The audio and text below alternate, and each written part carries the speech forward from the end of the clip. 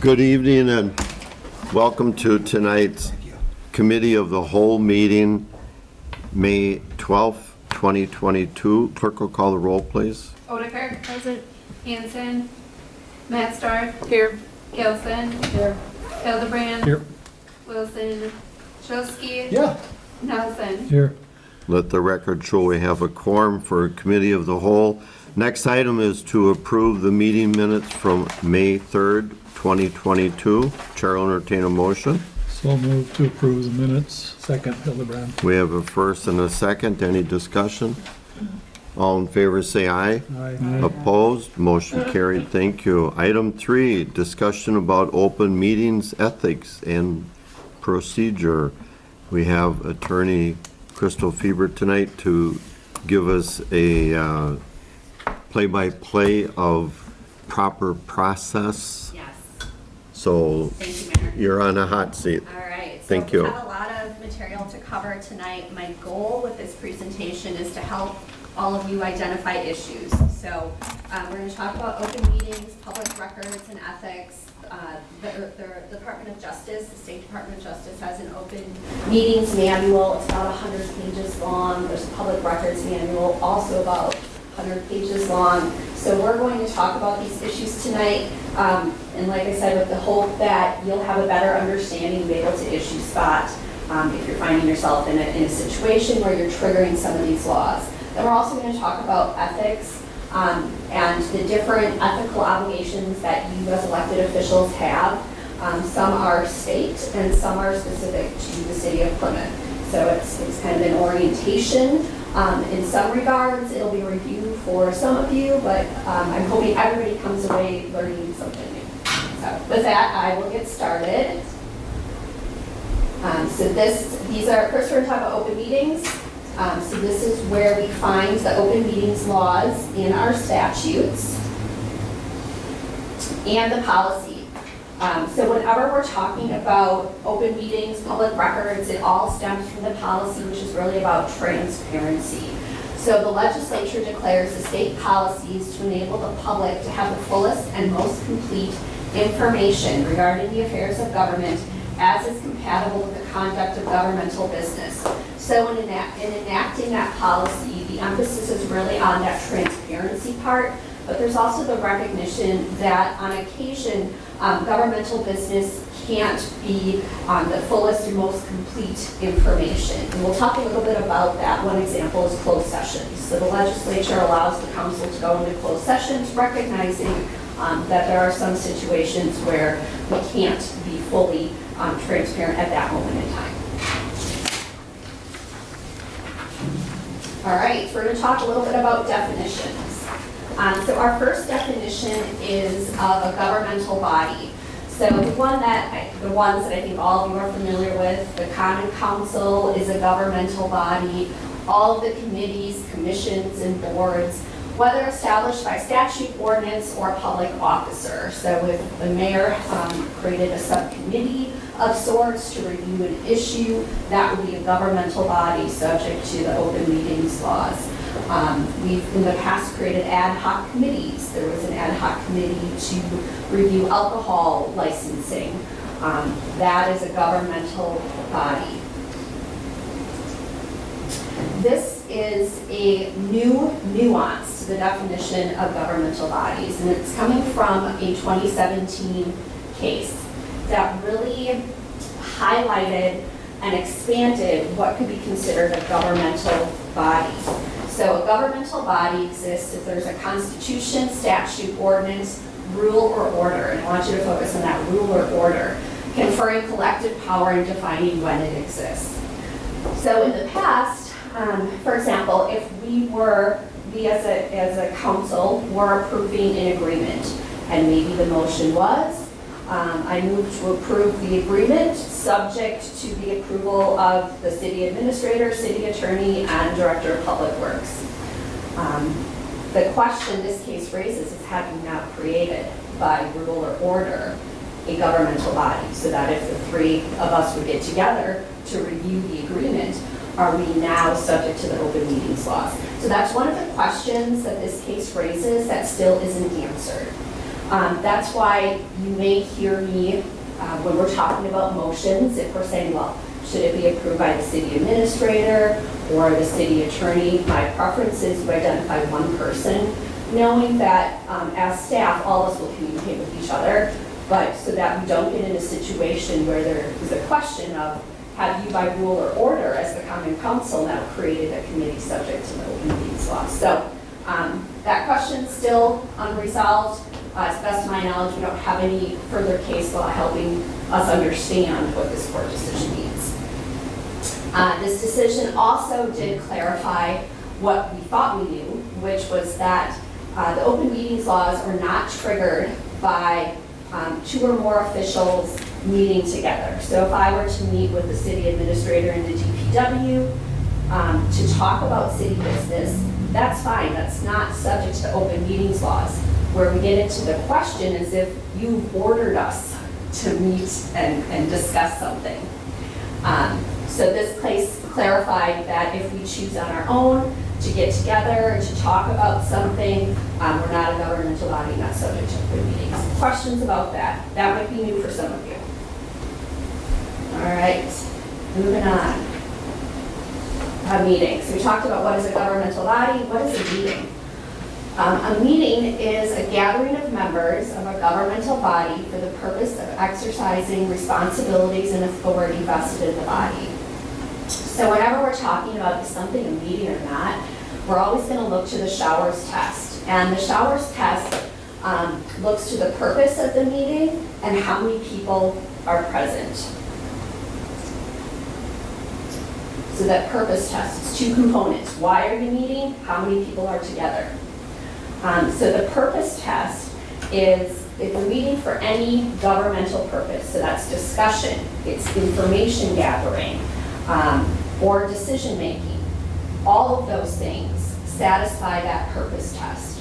So you might be inclined to think it's not a meeting because we're not voting, we're not taking official action. That's not how the law looks at it. If all of you are meeting to receive information from a source, and you're all together, so you're meeting the numbers test, you're a meeting. There's a presumption under state law. Okay, so you've got the two pieces. Why are you meeting? How many of you are there? Presumption, so this is right from the state statutes. If half or more of the members of a governmental body are present, a statutory presumption exists that there is a meeting. So there's a presumption. Now you can overcome that presumption by showing that the purpose test was not met or that an exception applied. Really, that means if you're getting together for a social gathering, a chance encounter, or a conference. Those are the statutory exceptions. So if, say, 7 of you go to the League of Wisconsin Municipalities training, the law is not going to say that's a meeting. If 7 of you go out for coffee, that's not a meeting, unless you start talking about governmental business. And now you've crossed over. It's no longer a social encounter. It's now governmental business. Yes, John? You know, this doesn't pertain to us necessarily, but to think about caucusing and like the state legislature. You know, they're discussing policy, and it's not open to the public. How can that not be violating this law? Great question. I think they would have to be, and I don't know all the specifics when they caucus or, you know, as to how many people are present, but I think that there would be an issue unless they have some exception that they're pointing to. But if they're meeting that purpose and that numbers test, our state law says this is a meeting. You've got to overcome that presumption. Any other questions about that? So something to keep in mind is even the discussion before or after council meetings. So sometimes there's a tendency, not necessarily with this group, but to chit-chat in the hallways before or after.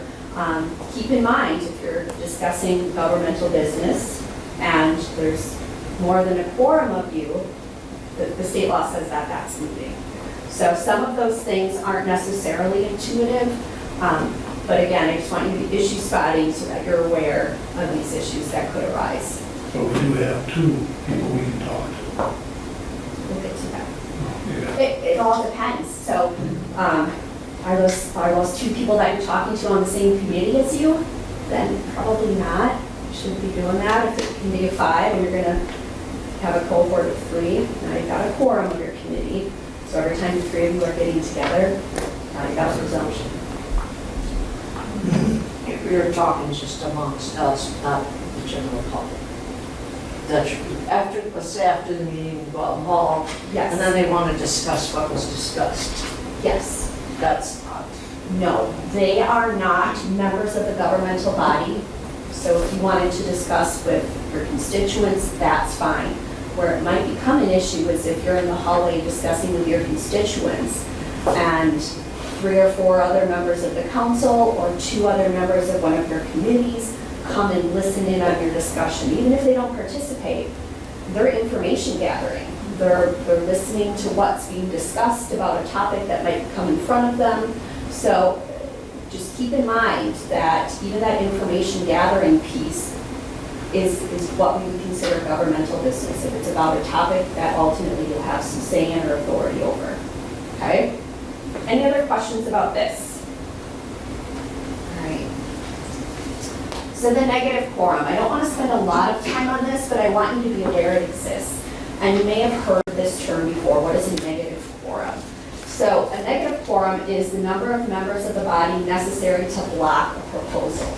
So let's talk about the city budget. If you need a budget amendment, that requires a supermajority of 2/3 of you, right? So that's council of 8, 6 of you are required to vote in favor of a budget amendment. Now, if 3 of you get together and decide you're going to vote to block that, that is what the law would say is a negative quorum, because that is the number of members of the body necessary to block a measure. That's what a negative quorum is. If you have a negative quorum, it can be a violation of your open meetings laws. Okay? Here are some of the things that I think are not necessarily always intuitive when we're talking about the open meetings laws. So electronic communications, emails and texts are things that can be considered violations of the open meetings laws. And really the issue on emails is replying all. Because if you're replying to all of the council or all of your committee, you're engaged in that information sharing and that discussion, the courts can look at that as a violation of your open meetings laws. One of the challenges with open meetings laws is that you don't necessarily know there's a problem until you've stepped over the line and it's a problem. So if one person replies all, probably okay, but if another person replies to that message, now you're getting in a really gray area, and if you have 3 people, it really looks like a conversation. So the courts, for electronic communications like those emails, the courts are going to be looking at the number of participants, how many people are on this email, the number of communications sent back and forth, the time frame within which the communications occurred, and were the communications conversational. Does it start to look like a discussion? It can be really easy with texts to start looking like a discussion. The best practice, don't reply all. So if you get an email from the clerk, don't reply all. If you need to communicate something, you can reply to Anna directly, and she can follow up on it. So, all right. Same goes for the telephone conferencing calls and video conferencing. So just like the emails, these are similar to in-person communications. It's permitted. We could all get on a conference call together and have a discussion about city business, but we've got to notice it up as a meeting. So keep that in mind that if you're on the phone with someone and suddenly you've got a bunch of people on the phone, the law is going to say that's a meeting. Walking quorum. How many people have heard this term before, walking quorum? John? Yeah, we got some familiarity. This is another one that I think sneaks up on you and isn't necessarily intuitive. If you're very conscious of, I'm not going to talk to more than 2 people on my committee, or 1 person on my committee because I have a committee of 5. That's great, but keep in mind that there's also the walking quorum, which can be a violation of the open meetings laws. A walking quorum is a series of gatherings among separate groups, each less than a quorum size, who agree, and this is important, who agree tacitly or explicitly to act uniformly in sufficient number to reach a quorum. So these are all mini conversations. This is Amy talking to Bob, and Bob's talking to Diane, and then Diane's talking to Greg. And before you know it, we've got a quorum through all these separate conversations of individuals who are going to be voting in one direction. And that's part of it, is that there is a tacit or explicit agreement to act in a certain way. Going back to that policy that the legislature has, that does away with that transparency that is expected of you for the public. So those mini conversations are something that the legislature is wanting to be part of the public ability to observe. So keep in mind that a walking quorum is a violation of the open meetings laws. You can't use an agent to poll members. You can't contact Kathy and say, hey, how's Angie voting on this? You can't have her try to orchestrate any voting or uniform action amongst you. And so just keep that one in mind too. The walking quorum is a series of mini interactions with each other that cumulatively are going to get you to the quorum, which is where you run into problems. All right, multiple meetings. So if a quorum of members from one body attends the meeting of another body, if not by chance or social gathering, to gather information or otherwise engage in governmental business regarding a subject over which they have decision-making responsibility, 2 separate meetings are occurring. Okay, so this is the Bakke case. We're going to talk about that in a minute. You need to give notice of both of those meetings. It can be noticed up as a joint meeting. At a minimum, it's my recommendation that the Bakke notice reflect that it's likely that a majority of another, this is a typo on my end, of another committee will be present for information gathering. So, the Bakke case is the case from 1993, and all of you should recognize that on the bottom of your agendas. So we have Bakke notices that appear on the bottom of all the agendas. If Anna's bringing her A game, it's going to be on there. So hopefully it is, now that I'm pointing it out. But that Bakke notice comes from this 1993 case. And Bakke is a case of overlapping meetings. And so in the Bakke case, this is a 1993 case coming from the Wisconsin Supreme Court, the Village of Greendale. They had 7 village board members. And these members were very involved, and they wanted to make sure that they were getting all the information they needed to make a decision on a contentious housing development project that was being proposed in the Village of Greendale. So these very conscientious board members attended all the Plan Commission meetings. And it was a regular practice that a quorum of the village board attended the Plan Commission meetings. And there were 4 meetings in particular that the court focused on because the Village of Greendale was sued by individuals alleging a violation of the open meetings laws.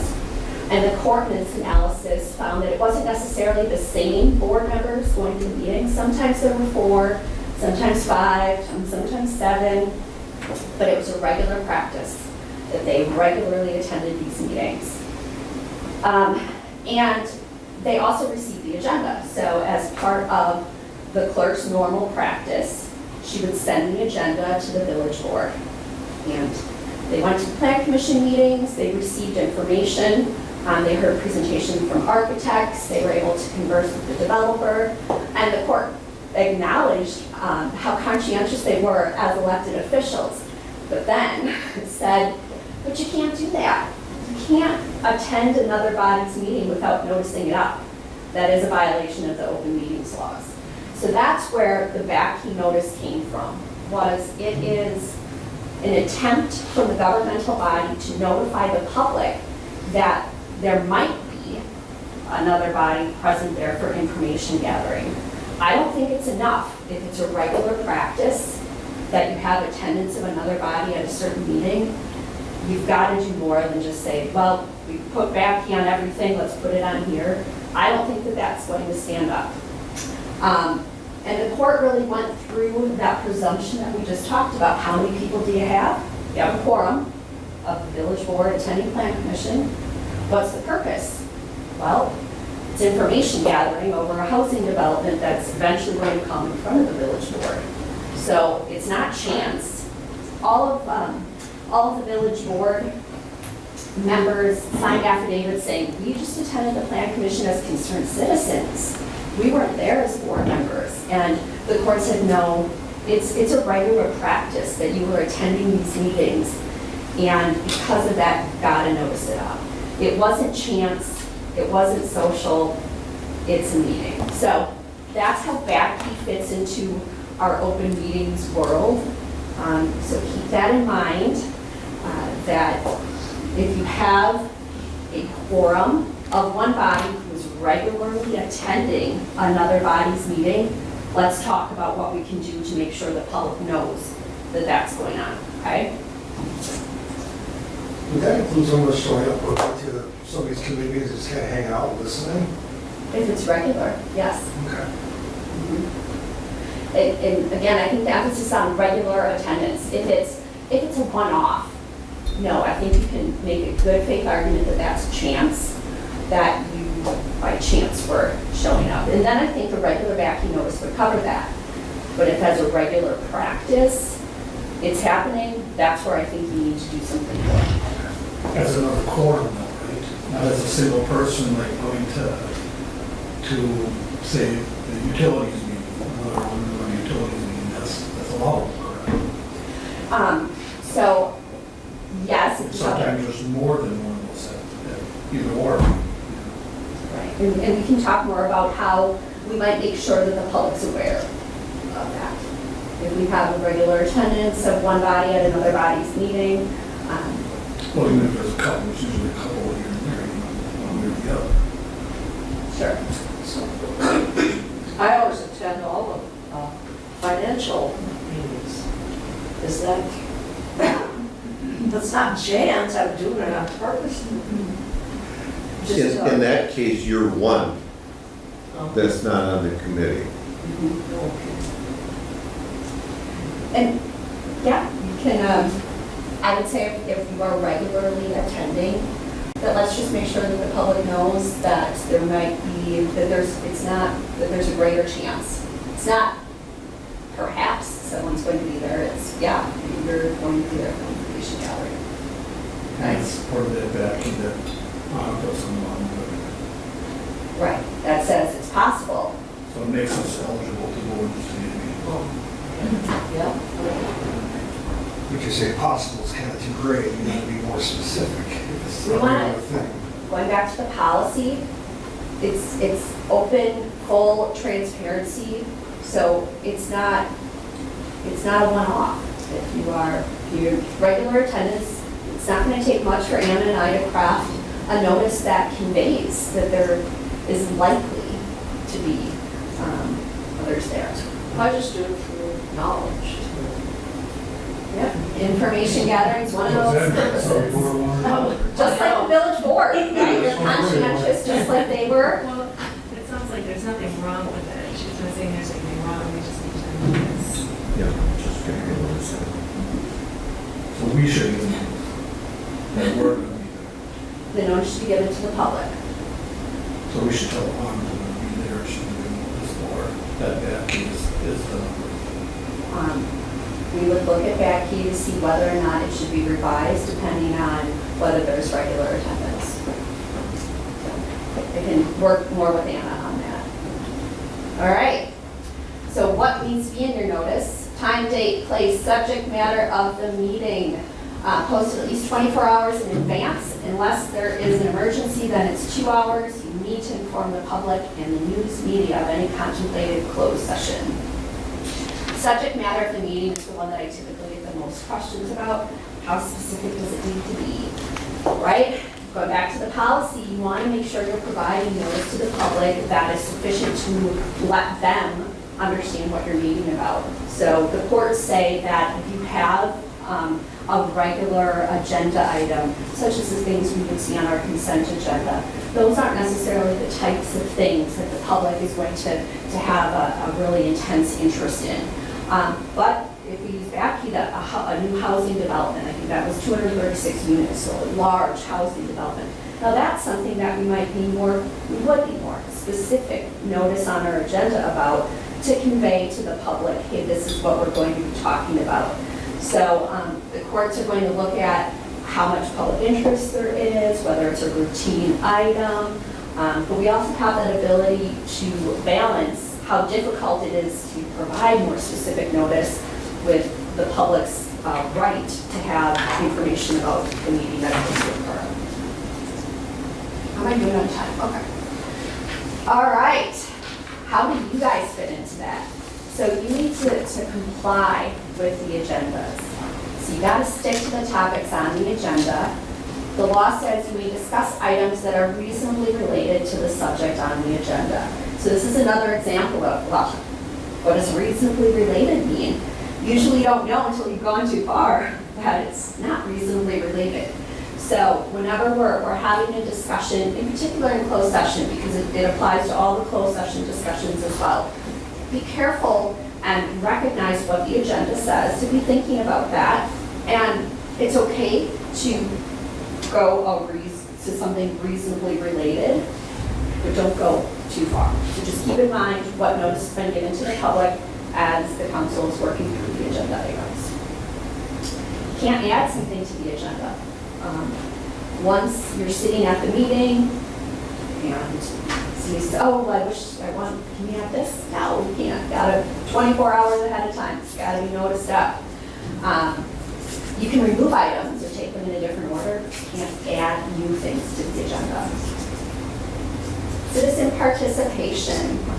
So our open meetings laws require that the meetings be available for the public to observe. There is no statutory right from the state to participate.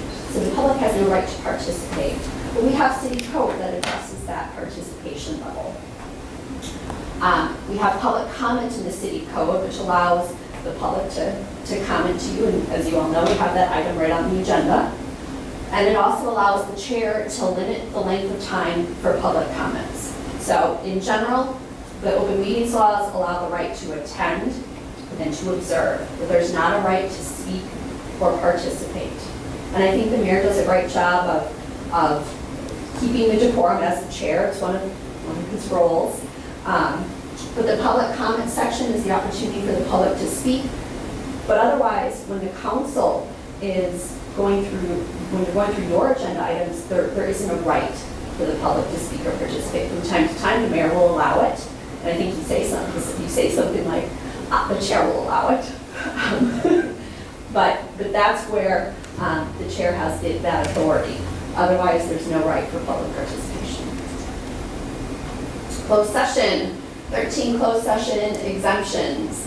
Our meeting agendas, when we're going into closed session, you'll see that closed session language on there. They're on there so that we can go into closed session. It doesn't require you to go into closed session. It allows you to. We go into closed session. I think all of you are familiar with this at this point. The chair announces and has it recorded in the minutes the reason for going into the closed session. The closed sessions are one of those areas where I think oftentimes we're looking for that balance between notifying the public what you're talking about, but also balancing what's compatible with governmental business. There has to be more on the agenda than just the statute number. That's not sufficient, we know that.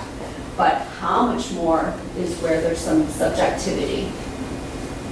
Roll call is the best practice for going into or out of a closed session. And when you're in closed session, you're only talking about the things that are noticed up for the closed session. Penalties. So I don't want to spend a lot of time on this because hopefully after the presentation we won't have to worry about any penalties. But knowingly attending a meeting that has not been properly noticed is a violation. Positive knowledge of the illegality of a meeting, awareness of a high probability of illegality, or a conscious avoidance. You can't just stick your head in the sand and act like you didn't know. It's a conscious avoidance that can still be attending a meeting in violation of the open meetings laws. Attorney General and District Attorney have the authority to enforce. If they choose not to, which is often the case, private citizen who has a complaint is allowed to bring their own action. That's typically how I've seen them come through.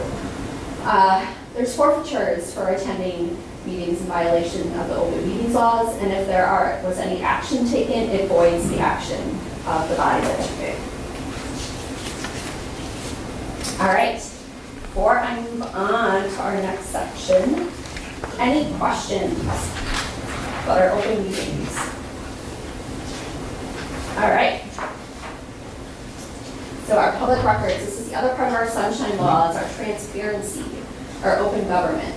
There's a presumption of complete public access to government records. The denial of public access is contrary to the public interest, and only in an exceptional case may access be denied. So that is the general policy. What is a public record? It's anything, any material on which written, drawn, printed, spoken, visual, or electromagnetic information. I don't know how many of you are producing electromagnetic information, but if you are, and it's related to your position on the council, it's going to be a record. So you can't get out of it by having someone else keep the records. There's been cases where governmental body contractors have maintained records. Our law says that isn't a way to get around the public records laws. So it's really broad. One of the things that I would ask you to consider when we're talking about public records is that every time you're creating an email or a text message or a social media message, keep in mind that all of those are records that you are creating and you as elected officials have an obligation to maintain. If you use your personal email accounts, you are still creating a public record. Now you all have your city accounts. I would encourage you to use those because it's going to be much easier if you get a records request that you need to respond to. And sometimes a telephone call is appropriate. A telephone call and that conversation is not a public record which needs to be maintained. So as you're drafting any correspondence in your role as an elected official, give it a once over and see how you feel if it was on, I'm going to put it on the front page of the Plymouth Review. Would you feel comfortable with what you said, or do you want to maybe give it another thought? So everything you're creating, all of those emails, all public records.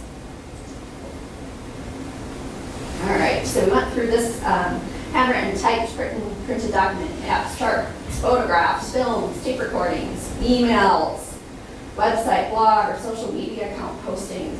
I know a lot of times, especially when elected officials are running for office, there's a lot of interest in social media, getting the word out that you're interested in, that you're a candidate for public office. So just keep in mind as you're using social media that you're going to have some record retention requirements.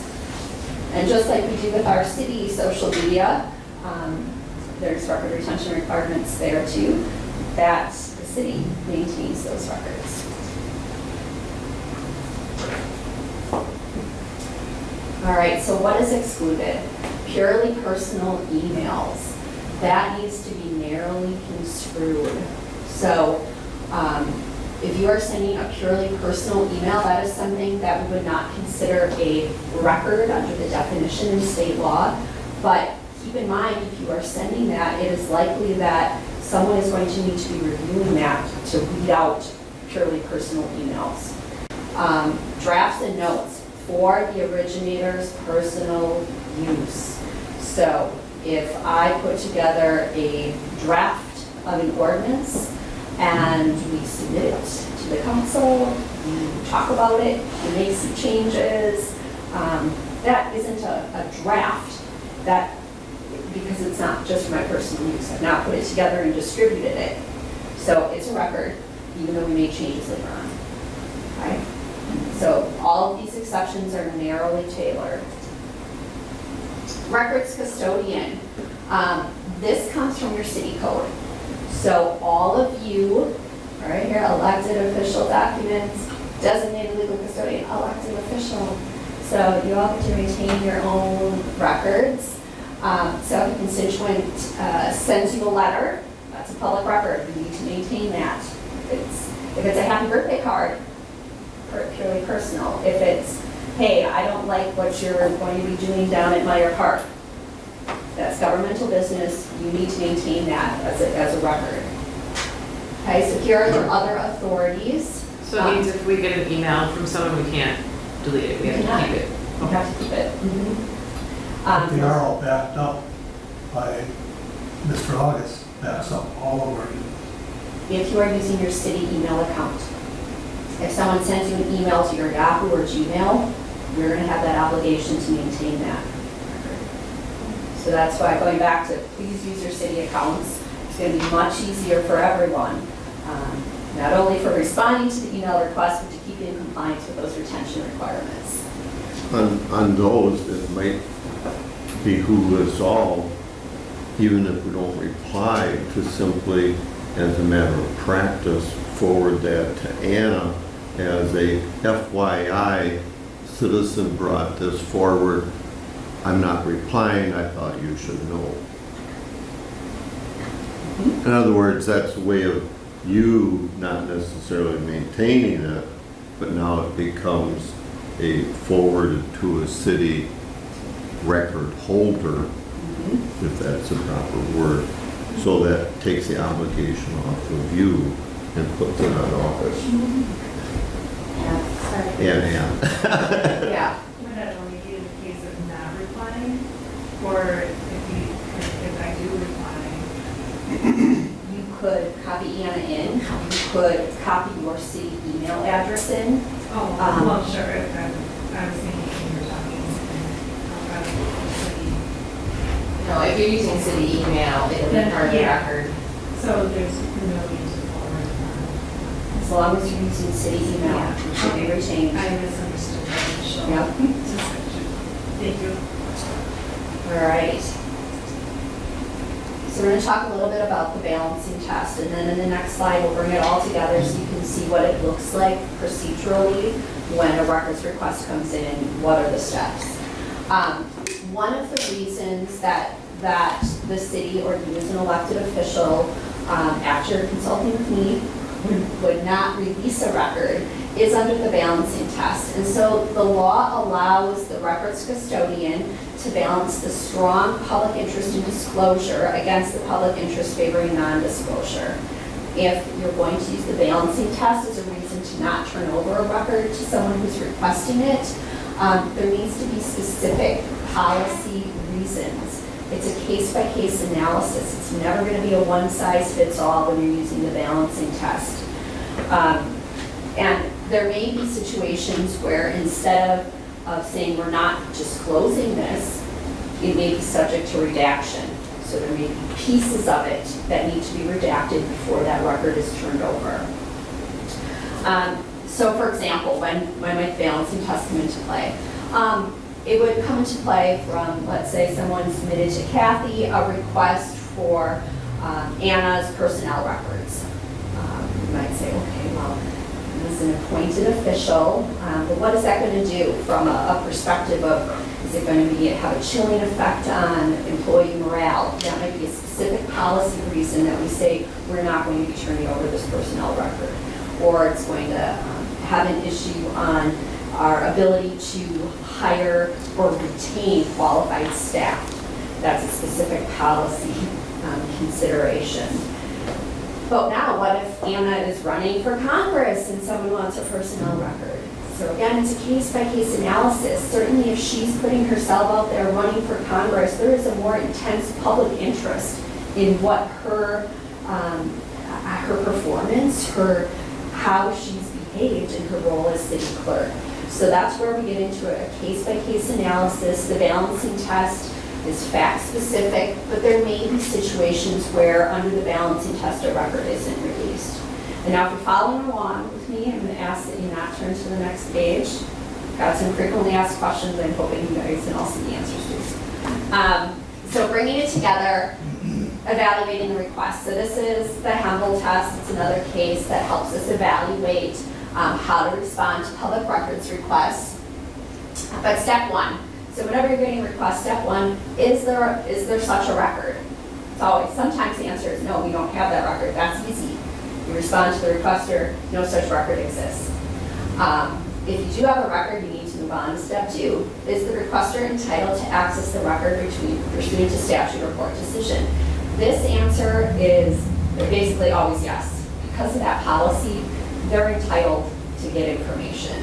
Step three, is the requester prohibited from accessing the record pursuant to statute or court decision? Sometimes there are statutes or court decisions that prevent disclosure. So HIPAA, medical information, juvenile information, if there's a request to the police department, those are the types of things where we have statutes or case law that says, no, we don't turn that information over. But if still the answer is yes, or if the answer is no, there's no prohibition on turning it over, we move on to the last step where we engage our balancing test. We'll weigh the strong public policy in favor of disclosure against the public interest in non-disclosure. Okay? So that's how we look at all those requests that come in. That's what I follow. Those are the steps I'm using when I see a records request that comes in. All right, so got some frequently asked questions to wrap up this section.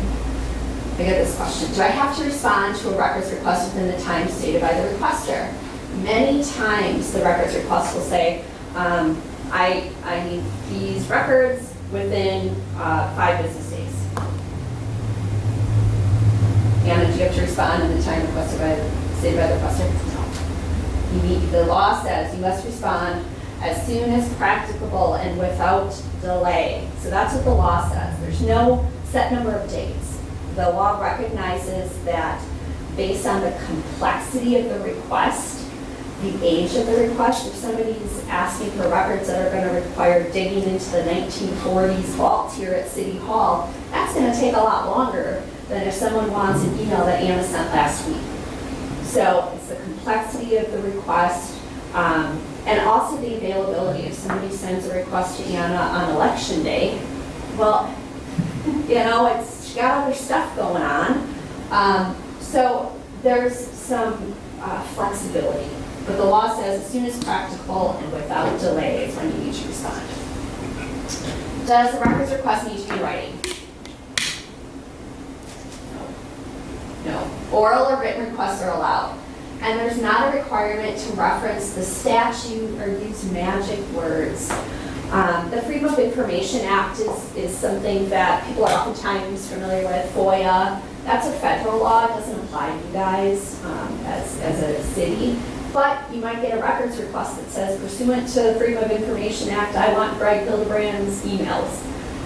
Now, that's a records request, and we would interpret it as such, even though it references FOIA. So there's no magic words that need to be used. If someone makes a request in writing and it's going to be denied or redacted, that requires a written response from the authority. So if Greg's not going to turn over his emails for an allowable reason, we're going to submit that back to the requester in writing if it came in writing. I'm finding that most of them have come in via email now. Is mostly what I see. So Is it that's up typical. to us to deny that? I do not recommend you deny it without talking to me or to Kathy or I Anna. mean, if I would go to the administrator or something like that, or to you, Yep, so then you could just go to Dave and you wouldn't have to ask us necessarily, would you? as, Because it's a government, city email. Not yes. ours. So if someone sent you a records request and said, Greg, I want all of your emails between May 1st and May 8th, 2022 regarding, I don't know, something, city park. Maybe there's a hot city park issue. You would forward it. You would forward it to probably to Anna. And then we would, if it's something that is non-controversial, so your city staff are good at recognizing things that might not be released for whatever reason. You might see records requests come in the midst of litigation. And there might be a reason why, at this point in time, we can't release that to the public. So I would recommend you just respond to things. If you believe that there might be something there that we couldn't disclose, you can always talk to Anna and Kathy. They can engage me as necessary. But certainly staff can help with the technology for searching your emails. And that's where we would engage IT and have them do that. Okay? So, all right. So I have to respond to an anonymous request. I've been seeing a lot of anonymous requests lately. Yes, you have to. Requesters do not need to identify themselves or state the purpose for their request. So oftentimes you might get a request and wonder why they're asking. It doesn't matter. You don't get to find out why they're asking. Maybe they offer it, but that isn't a valid reason for you to say, well, I'm not going to respond because I don't know why you need this. And I've seen a lot of emails created, which seem to be created for the sole purpose of making records requests. So they have no identifying information about who might be asking. But you still have an obligation to respond. Do I have to preserve my records for 7 years? Yes, you do. Generally, it's a 7-year retention. There are some exceptions, but yes, generally keep that in mind. You need to retain records for 7 years. Yes. What if you get a person that's just over and over and over again making these requests that take a lot of time? Can you just tell them, jump off the bridge? So you need to approach those delicately, right? The policy is give them all the records. There are fees, but the fees need to be reasonably related to the actual city costs. And at one point in time, it was much more expensive to make a copy than it is now. I think the Department of Justice is at like 1.3 cents or something like that per copy. So certainly you have the ability to say, if you want me to respond to this, it's going to be X number of dollars. But many times we're finding that the requests don't meet that threshold. That administratively it's more burdensome to try to collect any money than to just respond to the request. But if you have one that is cumulatively becoming quite large, that's one we would specifically talk about and see what we could do. People can't make continuing requests that I can't send Amy an email and say, I want you to provide me all of your information that you have on, I don't know, the cheese museum, and forever. No, I can just ask for what you currently have in your possession, but you have no obligation to continue to update me as things progress and move forward. So it's really a snapshot in time. What are the records that exist at that point in time? Not looking forward to the future. So would it be a good idea just to let Ron take care of that in any circumstance? If it's possible, if you have used your phone to text people, text constituents, I don't think we can have Anna take care of that. No. Just the email part of it, you know. If you've used your city email, yes. If you get a request for your city email, forward it to city staff and they can help in responding. They can run the query with Dave and access those responsive records, yes. Okay. And they are also retaining them. Do you have it set at 7 years for the city email? I'm sure you do. We do. And oftentimes, I'm sure Dave has it set that if you delete it out of your inbox, it's still maintained as a record for the city. So you can't just get rid of it by deleting it. The city's going to maintain that as a record. All right, any questions about that? Let's move on to the ethics part. We don't have a lot of time, but I'll try to be quick. All right, so city ethics code. So as I mentioned at the beginning, we really have several things that are in play here as we're talking about ethics and what your obligations are. We've got the city code, we've got state law. Our city code applies to all city employment officials and employees, so all of us in this room are covered under the city ethics code. The city code of ethics, prohibited activity. Some of these are intuitive, others are not. No official, employee, or candidate may do any of the following: use city-owned vehicles, equipment, materials, or other property for personal convenience or profit. No one can grant special consideration, treatment, or advantage to any one person, no favoritism. No one can disclose confidential information obtained in the course of service to the city, closed session discussions, confidential information, or use such information to advance the financial or private interest of any person. None of us here can accept or solicit gifts or favors. And it also says that hiring of family members is discouraged and requires disclosure. So that's our city code of ethics.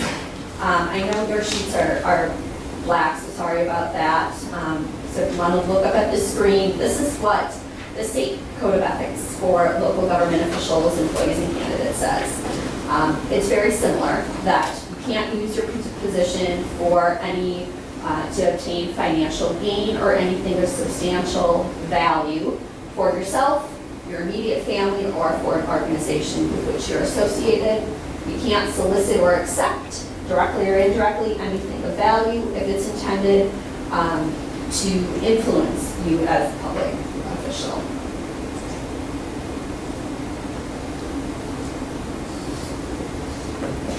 All right, so this is more from the statute.